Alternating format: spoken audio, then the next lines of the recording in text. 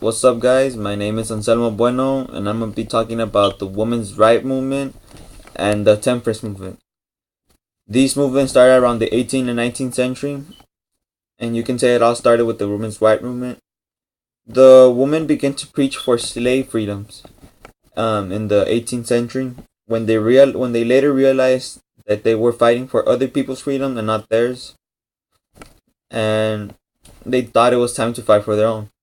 In document 1, signed by Lucy Stone and Henry Blackwell, it states these things.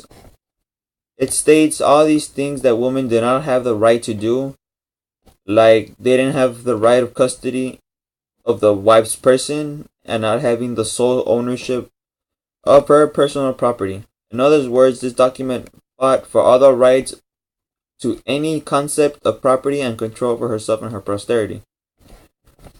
The women during these times were submitted to the men, so they didn't have a normal life. They couldn't go out and into the city and stuff like that because they were meant to stay at home and take care of the children. So they wanted a right, but they wanted to fight for the right that showed that they could do all those things as well.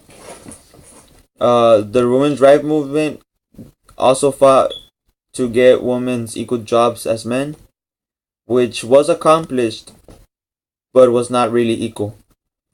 Because in the jobs where women and men worked, the men would get a higher paying job than the women, or just their pay would be higher, which led them to fight for this, which was equal pay in both women and men.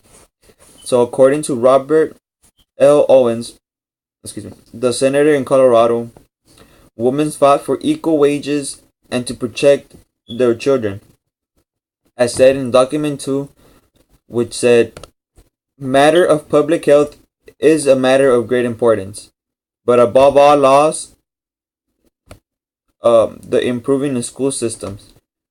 In other words, they thought that having good sanitary laws and public health laws, like in case a woman got pregnant, she could miss a day because she had to go give birth and stuff like that, and they wouldn't have any consequence.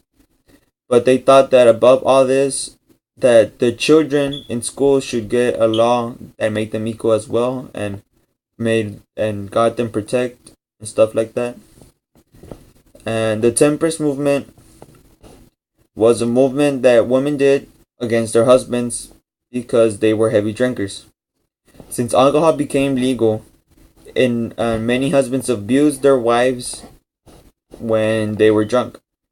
So women decided to call out on the society and help them fight for that. And in document 6, it says the normal law enforcement process simply did not function. This was stated because although the state did put a legal prohibition on alcohol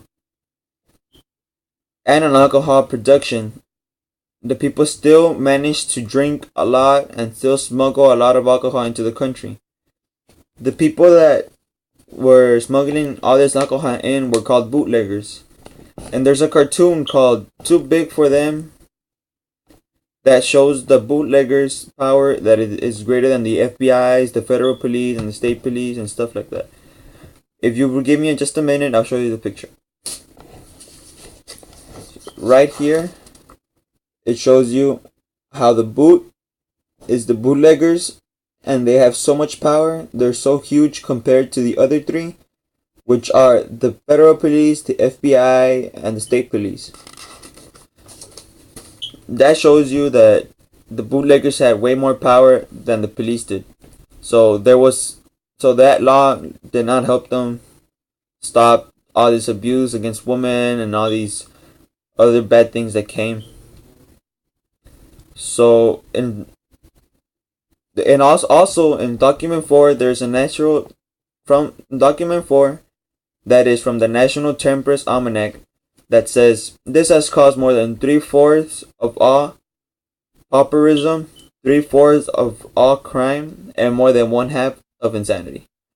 This just explains how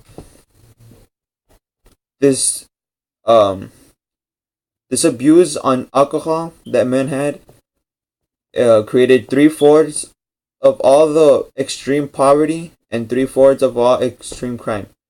Like, and created more than one half of all the insane people.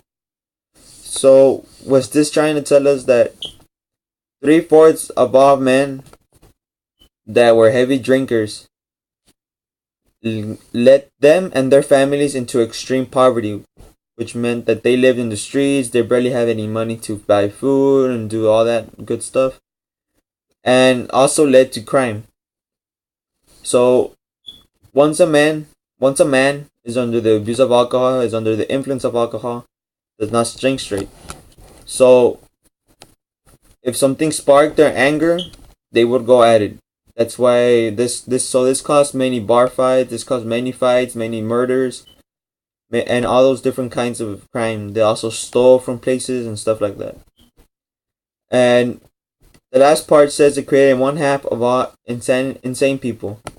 So alcohol is a drug, and drugs do become addicting. So these people had problems, and they couldn't stop drinking. So when the law came in, they did, and made them crazy.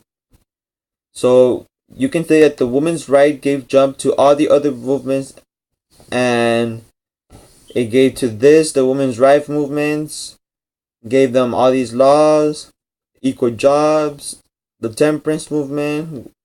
It lowered men's alcohol, lowered the consumption of alcohol, and they had led to the women's rights we have today. Thank you guys, and sorry for all us. My name is Anselmo Bueno, and that's the end of my presentation.